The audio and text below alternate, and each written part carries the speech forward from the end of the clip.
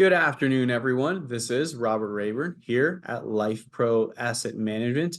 And I hope that everyone's having a great December and hopefully you've wrapped up all of your holiday shopping. Now, we haven't determined when this video will actually go out yet, but it'll be sometime during that Christmas week. So I do want to wish everyone a Merry Christmas, Happy Hanukkah, Happy Holidays, whatever thing you're celebrating during this week. And certainly stay safe, have fun, and certainly don't pay too much attention to the market because there's much more important things to be doing during the holiday season. But we definitely want to discuss what's going on. And considering this is a delayed taping, I'll ask for forgiveness in advance if there's anything that we review here that turns out to be totally hogwash over the next week or so. But let's get into it. So the title of this week's presentation is Will Santa Deliver? Right now, that's very short term. From a seasonality standpoint, that Christmas time period tends to be pretty positive for stocks. For one reason or another, it could be window dressing as portfolio managers try to add on the winners to the year-end reporting, or it just could be psychological. People feel good during Christmas, and you see those pessimistic feelings tend to dampen down. A few things here that we're seeing early on is that there are a lot of indications that the holiday shopping season is a healthy one. That's good. That's where most retail businesses make their bread and butter, is in that Q4, specifically around December and Christmas. So the three big things that we want to talk about this week: can stocks thrive while being overbought? It's a topic we've talked about in the past, but we want to rehash it because I think it's going to be something that is relevant very short term here over the next couple of weeks. 7 straight up weeks in the market, so it's certainly timely, but also the setup for 2024 and what we may see and what are the types of stocks that can go up or down in that type of environment. Number two, will elections matter for markets? It's certainly a hot topic for a lot of our clients and a lot of advisors. It's something people feel deeply emotional about.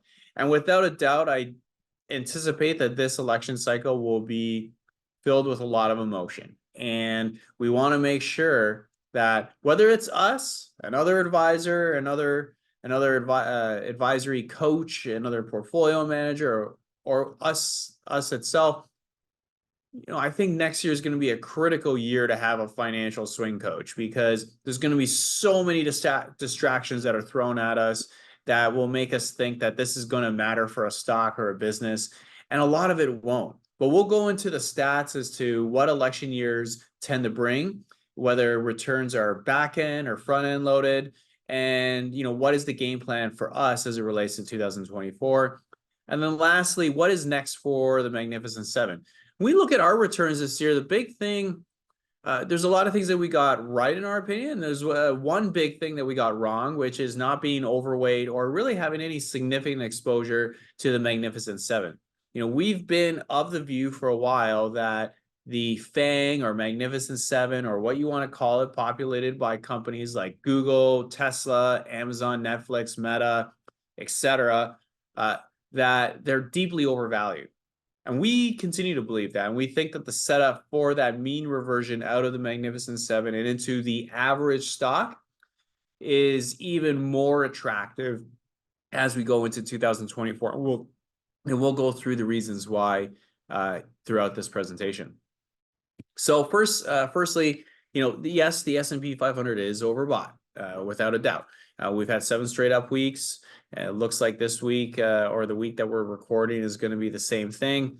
But what I would also note is that this has been a rally with very, very high participation. So we've now had 4 separate observations since that November, really that early November, late October low in the market, where we've had an 8-to-1 buy versus or up versus down ratio on the NYSE. So on November 2nd, we had an 8-to-1 up day. Then we had 14-to-1 up day on November 14th, another 8-to-1 on December 1st, and another 9-to-1 on December 13th. That's what we call a cluster, right? And bull markets are born of panic buying as people realize the dynamic has started to shift. Now, it's probably early to be out there calling for a new long-term bull market, But if a new bull market were to occur, I think we would look back at that November time period and say, wow, like this cluster of up versus down ratio days was certainly a very strong clue. Now, how do stocks perform in overbought conditions? We wanted to look at the forward S&P 500 performance following a surge in 20-day highs. And what we saw is on average, right, you have almost double-digit performance 12 months out. But even on 3-month performance, it's fairly positive, with a couple outliers being 1991, 2011. And I think those were the only two times that we saw negative performance. Where you can see some short-term weakness is on the 1 month, right? So, you certainly had 1, 2, 3, 4, 5, 6 observations with negative returns out of 15. So the chances are higher over the very, very short term that you can have a pullback in the market, and that's natural, right? We've used this marathon example before, where it's you speed up during certain times, you slow down, and then you reaccelerate. Well, that's what bull markets are. Bull markets spend most of their life being either overbought or going through some sort of corrective phase. So we don't want to try to nitpick if this is indeed a new bull market. And then, of course, the election. Do elections matter for stocks? Long term, really not. That's the truth. And certainly the incumbent president always tries to goose the economy into year 4 because they're going into an election, and that can be positive for stocks. What we do see is that Wall Street, there's one common theme you need to know about stocks, the market, the stock market, the bond market, etc. The markets don't like uncertainty. So whether you have a president that's viewed as stock friendly or not stock friendly, so long as the market knows the rules, they can then value businesses based on those set of rules. Hey, there's a set of rules, not great. The current president is viewed as anti-business, but the businesses quickly reprice for that. And then going forward, as long as the rules are static, it really becomes about the rate of change as to whether that business is getting better or worse. And so what we see during election years, though, is seasonality, right? So we look at the percentage of positive versus negative observations by month. We see on presidential election years that the rate of positive observations is lower in the first half of the year, and then dramatically swings to the upside during the back half of the year. And what accounts for this? Uncertainty. Who's going to win the election? Hey, we know who's going to win. Now we can value stocks accordingly fairly easily. And so you see here that 83% versus 46% during non-election years versus 63% during non-election years and 50% during election years in January. So returns tend to be back-end loaded during election years. And biggest reason, you're going from uncertainty to certainty as it relates to the result. Maybe, right? I mean, obviously we've had certain years where the election is not certain, like 2000. But assuming we know the results, that tends to be the historical track record of the market. Of course, a quick reminder for 2024, we do expect the incumbent president, Mr. Biden, to goose the economy. And if we look at the Inflation Reduction Act, a ridiculous name for a bill that dramatically increases spending and designed to increase growth, you're going to see government spending accelerate in the tune of close to $1 trillion of new spending.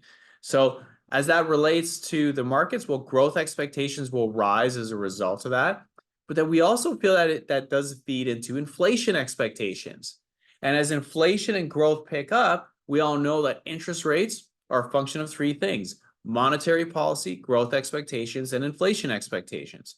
So if growth and inflation expectations are on the rise, chances are that has a positive impact as it relates to interest rates, higher for longer. Right now, everyone's positioned for rate cuts, buying pretty bad stocks, in our opinion, a lot of risk, companies that are not expected to make or earn money for the next 6, 7, 8 years or beyond.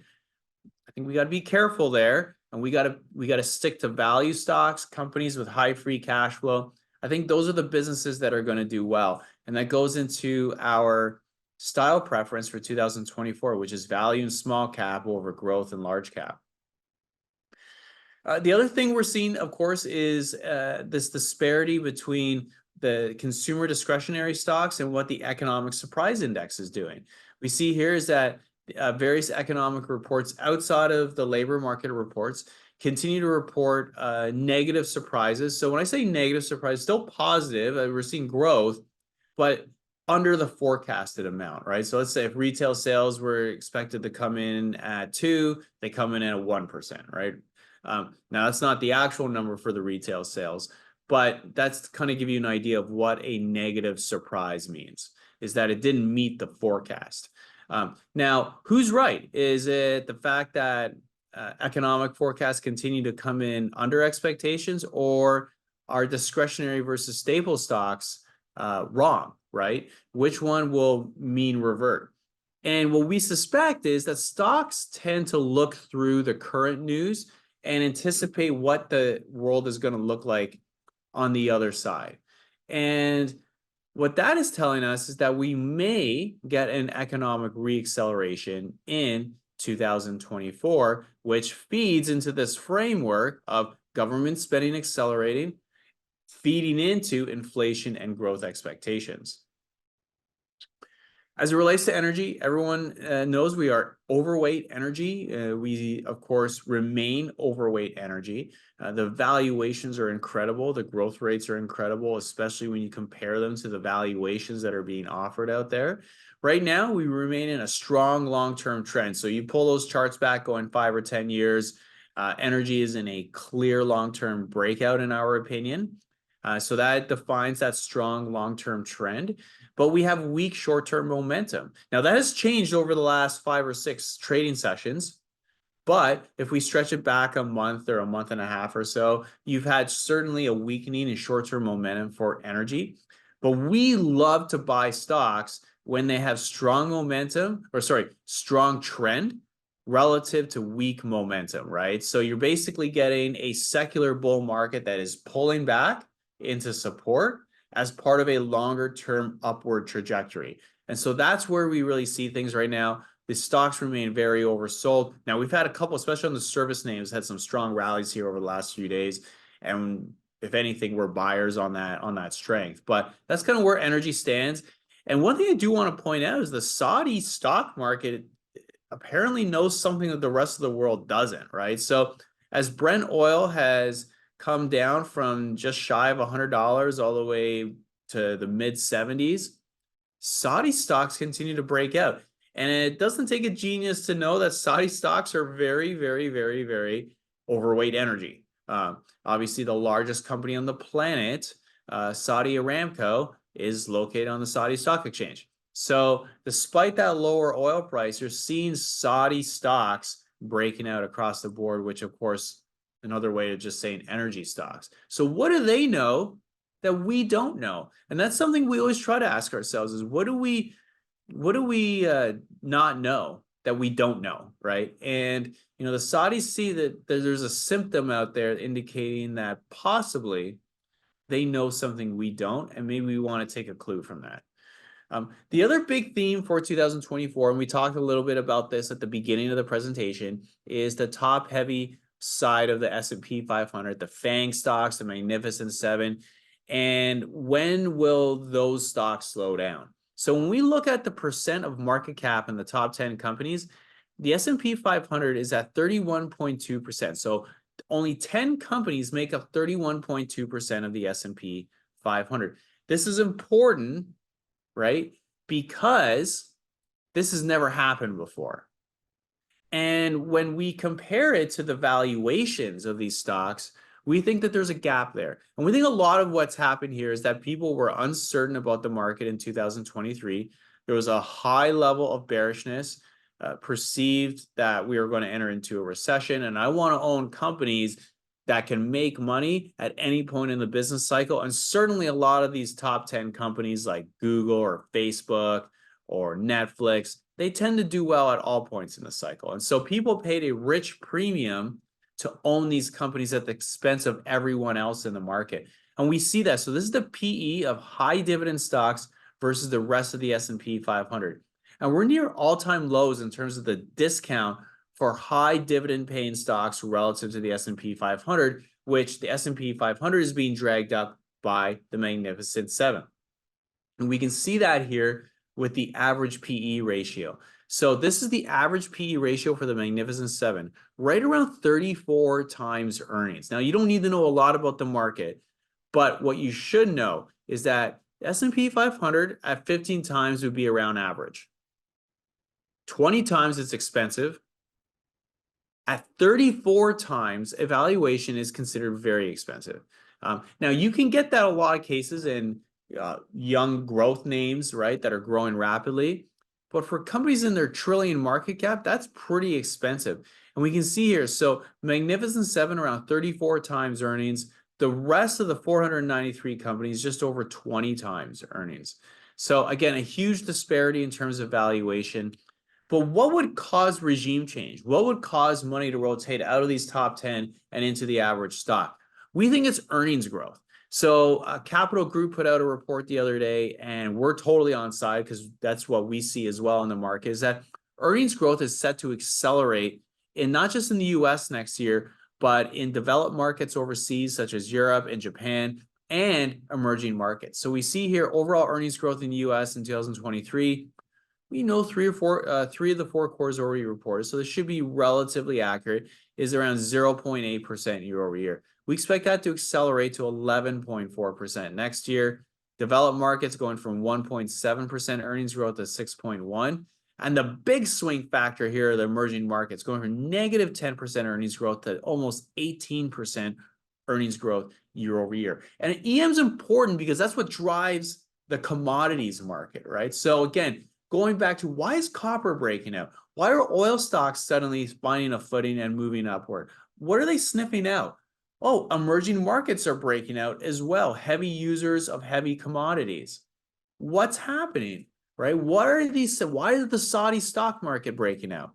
These are the symptoms that we want to pay attention to in the market. And we also see is that the Magnificent Seven relative to bonds is starting to fade, right? So since September, bonds have outperformed the Magnificent Seven. That's a pretty incredible statement. You know, these are big, so-called growth companies, but bonds have started to outperform them. And when we look at Google, this is the chart here on the left, or Eli Lilly, both these stocks relative to the S&P 500 from a technical standpoint, as the bottom charts here show, are starting to break down.